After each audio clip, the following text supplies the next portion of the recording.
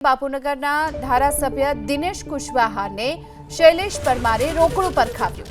UCC વિધેયક પરની ચર્ચા દરમિયાન શૈલેષ પરમારને ડિસ્ટર્બ કર્યા હતા। દિનેશ કુશવાહાએ શૈલેષ પરમારને સવાલ કર્યો કે આ કાયદો માત્ર ગુજરાતીઓને લાગુ પડશે કે ગુજરાતમાં રહેતા અન્ય રાજ્યના લોકોને પણ। યુસીસી વિધેયકમાં આવો ક્યાંય ઉલ્લેખ નથી, મંત્રી જવાબમાં સ્પષ્ટતા કરે। ત્યારે અધવચ્ચે દિનેશ કુશવાહાએ બેઠા કોમેન્ટ કરી કે વિધેયકમાં લખેલું છે તે વાંચો। જો કે શૈલેષ પરમારે કહ્યું કે તમારી પાર્ટી તમને ચાન્સ આપે તો બોલજો। 3 વર્ષથી બાપુનગરમાં ભરાતા પાણીનો નિકાલ નથી કરી શકતા, એ કરો તેવી પણ વાત કરી। શૈલેષ પરમારે રોકડું પરખાવ્યું।